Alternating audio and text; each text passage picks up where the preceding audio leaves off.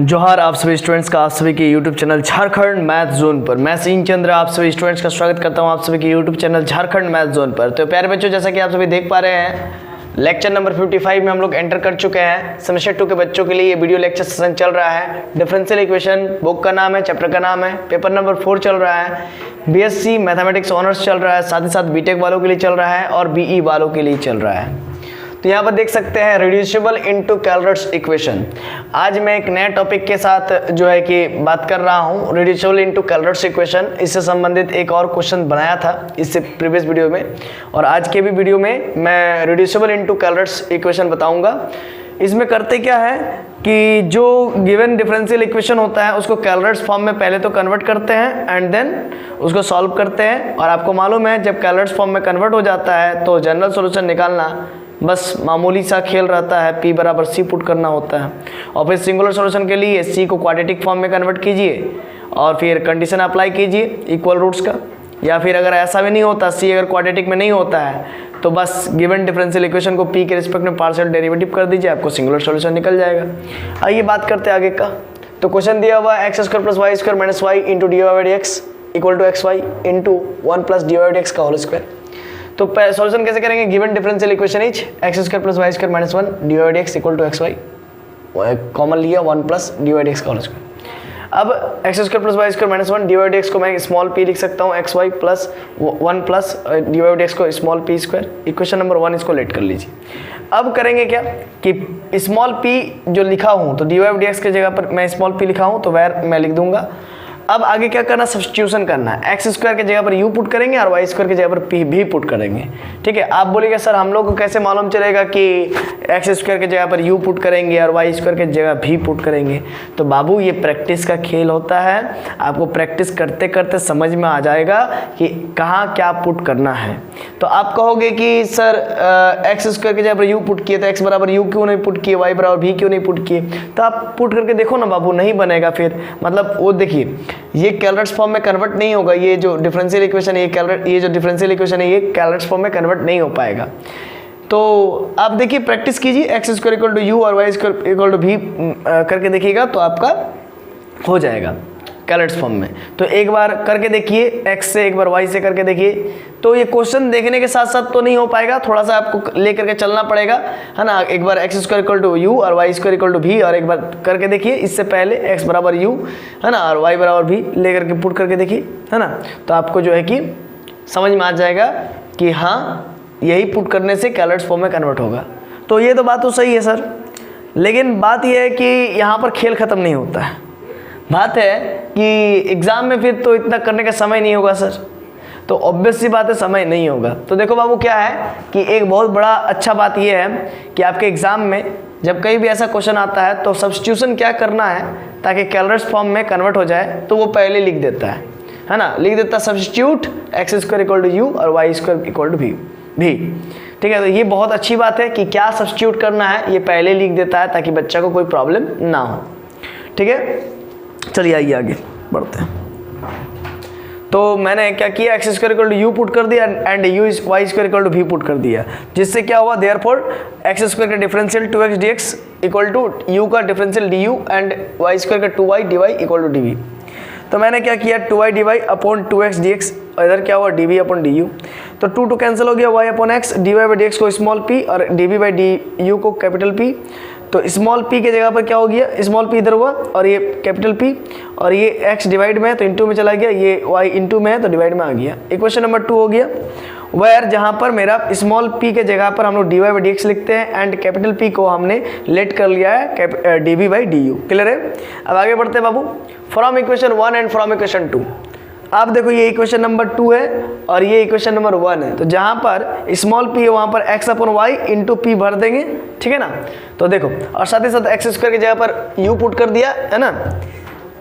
यहाँ पर समझना बात को, इक्वेशन ये 1 है तो x² की जगह पर u पुट कर दिया, y² की जगह पर v -1 और ये स्मॉल p की जगह पर स्मॉल p रहने दीजिए इक्वल टू xy 1 + p²। ये तो एज इट इज है, इक्वेशन नंबर ये 1 ही है। अब कर रहे हैं क्या, ध्यान दीजिएगा, u + v -1 और स्मॉल p की जगह पर आपका क्या है, x upon y into capital P लिख दिए और फिर इक्वल टू xy है 1 प्लस स्मॉल p की जगह पर फिर x upon y into capital P का होल स्क्वायर ये x x मर गया, u प्लस भी माइनस 1 इंटू पी, ये y डिवाइड में है तो मल्टीप्लाई में चल जाएगा, y square 1 plus x square p square upon y square, ये कैपिटल P है बाबू, है ना।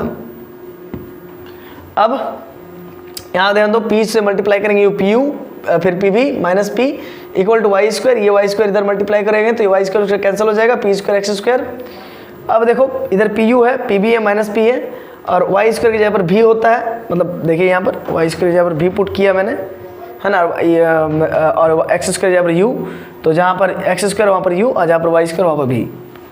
अब क्या हुआ, यहाँ पर पी भी है, अब यहाँ पर देखो प्लस भी है तो माइनस भी, पी स्क्वायर यू है, यहाँ पर माइनस पी है तो प्लस पी, यहाँ पर प्लस पी यू है तो माइनस पी यू, यहाँ पर मैंने भी कॉमन ले लिया तो पी माइनस 1, यहाँ पर पी यू कॉमन ले लिया तो बचा पी अंदर में माइनस 1 प्लस पी है, ये प्लस पी इधर हो गया, और यहाँ पर पी, यहाँ पर पी कॉमन है, यहाँ पर यू कॉमन है तो ले लिया, तो P U minus P square you, है ना, और पी यू माइनस 1 तो minus P U plus P.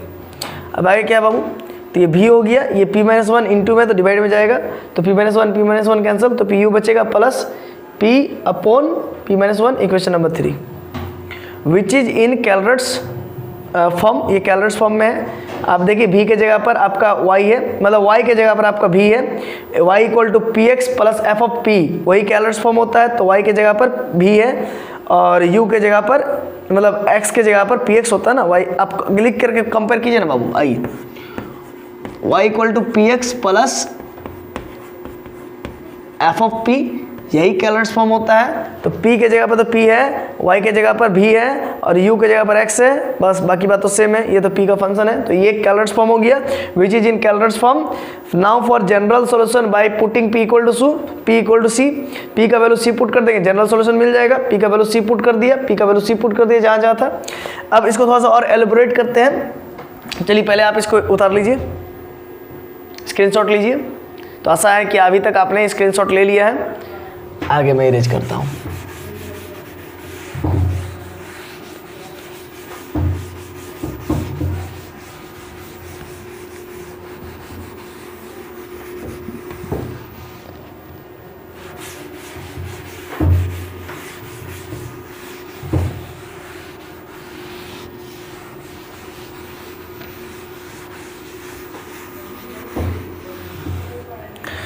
तो आइए बाबू आगे देखिए, ये वो भी को हम लोग क्या माने थे, तो भी को हमने माना था एक्स स्क्वायर माना था, ठीक है, भी को हमने सॉरी वाई स्क्वायर शायद माना, हाँ भी को हमने वाई स्क्वायर माना था इधर c, और u को हमने एक्स स्क्वायर माना था, उसको लिख दीजिए अब plus c upon c minus 1, है ना। मैं एक बार देख लेता हूँ जी, हाँ भी यहाँ पर लिख लीजिएगा डेट इज, तो v के जगह पर हमने वाई स्क्वायर सी एक्स स्क्वायर, ठीक है, और ये c अपॉन c माइनस 1, ये इक्वेशन नंबर, आप इसको इक्वेशन नंबर 3 ये हो गया, इसको आप इक्वेशन नंबर 4 लेट कर लीजिए, और यही आपका क्या है बाबू, जनरल सॉल्यूशन है, क्या है, यही आपका जनरल सॉल्यूशन है ना। Now for general solution by putting p equal to c, तो ये आपका जनरल सॉल्यूशन हो गया। अब इसके बाद हम लोग निकालेंगे सिंगुलर सॉल्यूशन, तो तब तक आप इसको उतारिए, इसके बाद सिंगुलर सॉल्यूशन के लिए मुझे लिखना पड़ेगा, साथ ही साथ लिखूंगा तो लंबा हो जाएगा वीडियो। तो चलिए अब आगे की ओर मूव करते हैं बच्चों। देखिए हमने यहाँ तक ले आया था, अब इसके आगे बता रहे हैं, तो यहाँ पर ध्यान दीजिएगा, v को हमने वाई स्क्वायर माना था, मतलब कि वाई स्क्वायर को हमने v माना था, तो v को जगह पर वाई स्क्वायर लिख देंगे इक्वल टू c, और u के जगह पर x square plus c upon c minus 1, ये इक्वेशन नंबर 4 हो गया, और यही आपका जनरल सॉल्यूशन है। अब आगे आपको सिंगुलर सॉल्यूशन निकालना है, तो ये जो इक्वेशन नंबर 4 जो कि जनरल सॉल्यूशन आया है, इसको क्वाड्रेटिक फॉर्म में कन्वर्ट करना पड़ेगा।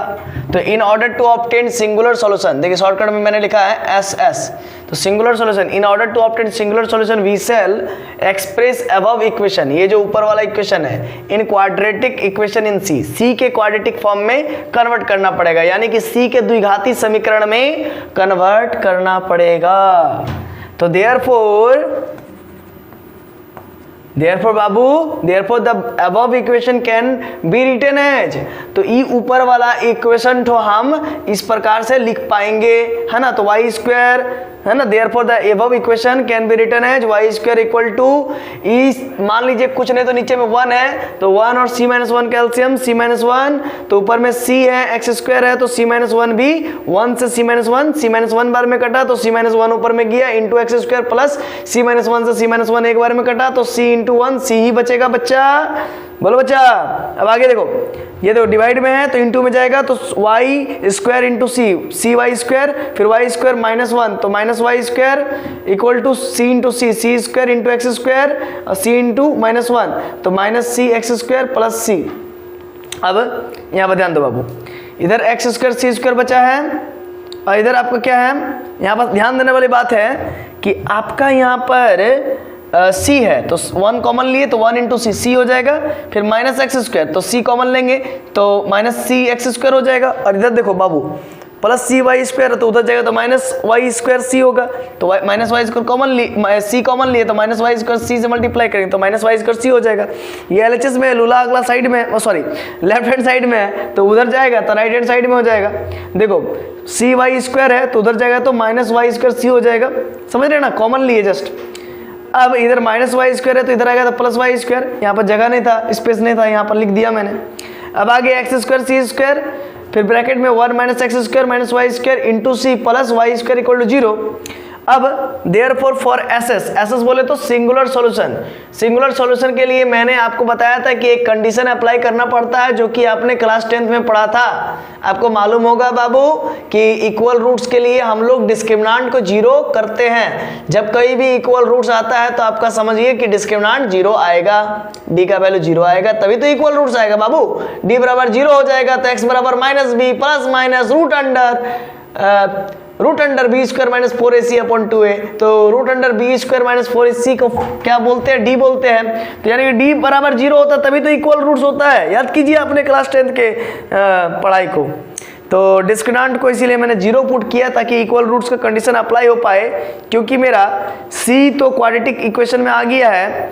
अब बड़ा आसान होगा, है ना, सिंगुलर सॉल्यूशन निकालना। तो देखिए मैंने ऊपर में लिखा है सिंस डी बराबर root under b square minus 4ac होता है बाबू, तो बी का वैल्यू कितना हो गया रे बाबू, सी देखो फॉर्मूला क्या होता है, a x square plus b x plus c के फॉर्म में, बी एक्स है ना, बी एक्स, तो बी की जगह पर कौन है मेरा 1 minus x square minus y square, b x, और एक्स की जगह पर कौन है सी, तो वहां पर एक्स में क्वाड्रेटिक होता था, यहाँ पर सी में क्वाड्रेटिक है, तो इसीलिए एज ए सी को एक्स ट्रीट कीजिए आप। तो बी का जगह पर क्या है बाबू, 1 minus x square minus y square, तो बी के जगह पर 1 minus x square minus y square का whole square, b square minus 4 की जगह पर 4 है, और ए के जगह पर क्या है बाबू, सी स्क्वायर के साथ क्या चिपका हुआ है, एक्स स्क्वायर, ए एक्स स्क्वायर होता है ना, ए एक्स स्क्वायर, तो एक्स स्क्वायर की जगह पर सी स्क्वायर है और ए के जगह पर एक्स स्क्वायर है, तो ए के जगह पर उठा के वहां पर ठूस दो, है ना, ए के जगह पर एक्स स्क्वायर रख दिया, और फिर क्या होता है 4ac, सी का वैल्यू क्या है तो वाई स्क्वायर है, वाई स्क्वायर रख दिया।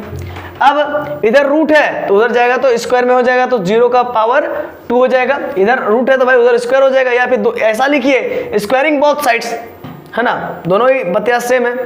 तो बचा मेरा 1 minus x square minus y square का whole square minus 4x square y square equal to 0। तो which is required singular solution, यही आपका रिक्वायर्ड सिंगुलर सॉल्यूशन है, ठीक है, यही आपका रिक्वायर्ड सिंगुलर सॉल्यूशन है। किसके लिए, तो for given differential equation, for given differential equation 1 के लिए यही आपका क्या है, रिक्वायर्ड सिंगुलर सॉल्यूशन है। तो मुझे आशा है, उम्मीद है कि आपको ये वीडियो लेक्चर अच्छे तरीके से समझ में आ गया होगा। लेक्चर नंबर 55 है ना, जब बच्चा को याद करना होगा अपना बचपन तो वो लेक्चर नंबर देखेगा 55। तो चलिए इसी के साथ आज के इस वीडियो लेक्चर को समाप्त करते हैं और फिर से नेक्स्ट वीडियो लेक्चर का सभा बैठाएंगे लेक्चर नंबर 56 में, और वहां पर मैं आपको बताऊंगा और भी कुछ क्वेश्चंस को, ठीक है, और भी कुछ क्वेश्चन जो कि इंपॉर्टेंट है, जो कि एग्जाम में आपके आ चुके हैं, वो सब के बारे में मैं डिस्कस करूंगा, ठीक है।